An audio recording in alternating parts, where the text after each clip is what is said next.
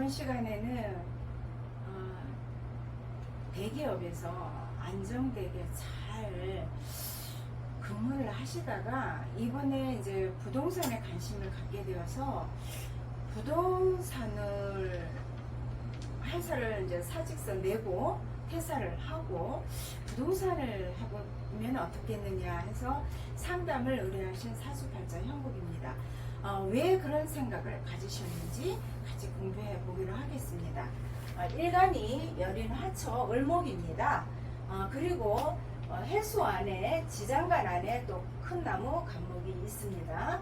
그리고 나를 생해주는 인수는 큰 물이 바로 옆에 있고요. 그리고 월지에 또 큰 물 해수가 있습니다. 그리고 금생수를 받고 있죠. 그래서 이 사주에서는 가장 강한 오행이 물기운입니다. 그러면 강약은 어떻게 되느냐? 자, 이 물기운들 큰 물, 이 왕한 물기운이죠. 금생수를 받고 또 큰 물이기 때문에 이 물기운에 의해서 작은 불, 오화, 정화, 오화는 불이 꺼진 상황입니다. 그래서 이 사주는 매우 강한 신강한 사주가 되고요. 용신은 큰 나무나 또 큰 흙이 있었으면 좋겠는데 없어요. 그러다 보니까 부득이 해수 안에 이 강목을 용신으로 삼겠습니다. 자, 이분 사주를 보면은 여린 화초예요. 을목이에요.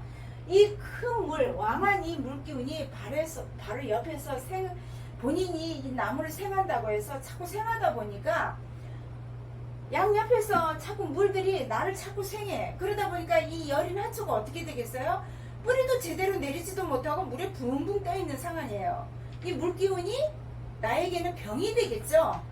그래서 이분 사주 같은 경우에는 직장이 쇠예요. 그죠?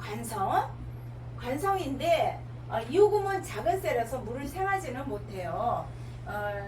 그 작은 쇠가 큰 물을 생하다가 본인은 그 물에 빠져 죽게 되죠. 그러다 보니까 을목인 화처인 본인을 갖다가 자꾸 압박을 하게 됩니다. 그래서 직장에 대한 스트레스가 강하죠. 그리고 또 이 쇠가 또 물을 생해요. 병이 물인데 그러다 보니까 이 물은 인수는 상사예요. 윗사람이니까 윗사람이 그 덕이 많이 떨어지게 됩니다. 그러다 보니까 또 지나온 그 운들을 보면 또 물기운들이 왕이에요. 그래서 본인이 굉장히 스트레스에 굉장히 취약해 주겠죠. 그리고 이 불들이 다 꺼졌잖아요. 이게 이제 내가 그 의식주를 뜻하는 그런 식상인데 이 풀들이 다 꺼지다 보니까 표현을 잘 하지 않네, 이분도.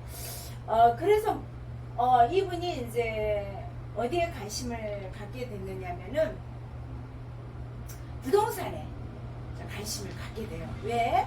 이 사람 같은 경우는 흙이 오한의 기토, 그리고 해수 안에 무토가 있지만 제가 조금 전에 뭐라 그랬어요? 큰 나무나 큰 흙이 있으면 좋겠다고 했잖아요. 그래서 이 큰 흙이 부동산이 흙이에요. 그러다 보니까 이 사람한테는 부동산이 오히려 업상대체로, 자, 업상대체라고 하는 것은 내 사주팔자가 굉장히 그 돈도 못 벌고 좋지는 않아. 그래서 힘든 사주팔자인데 내가 업상대체를 잘해가지고 내한테 필요한 업상대체를 잘해가지고 크게 성공하신 분들이 많아요. 이분 역시 자기 기운에 흙이 부족하고 이 흙이 본인한테 도움이 되기 때문에 부동산을 하게 되면 큰 돈을 만질 수 있는 사주팔자 형국입니다. 그런데 내년에 보면은 또 그 간목이 들어오잖아요. 갑진년이라 해가지고 나무가 들어오고 또 흙이 들어오는데 내년에 이 왕한 물기운들을 빼주게 되면은 흡수를 해주게 되면은 본인이 이제 그때서 숨을 좀 쉴 수가 있어요. 그래서 계속 이제 몇 년 동안에 운들이 계속 좋아지기 때문에 이분은 그 부동산을 함으로 인해서 큰 돈을 벌 수가 있어요. 근데 또 이분 역시 강사주잖아요. 그 인수가 이렇게 강한 사람 같은 경우에는 욕심이 많아요. 야망도 크고 그러다 보니까 직장에서 그 따박따박 이렇게 받는 월급에는 별로 만족을 하지는 못해요. 그래서 인성이 강하신 분들을 보면 투잡을 하시는 분들이 상당히 많더라고요. 그래서 이분은 하지 말라고 해도 내년에는 자기 운이 좋게 들어오기 때문에 본인이 기어코 부동산업을 하시게 될 겁니다. 감사합니다.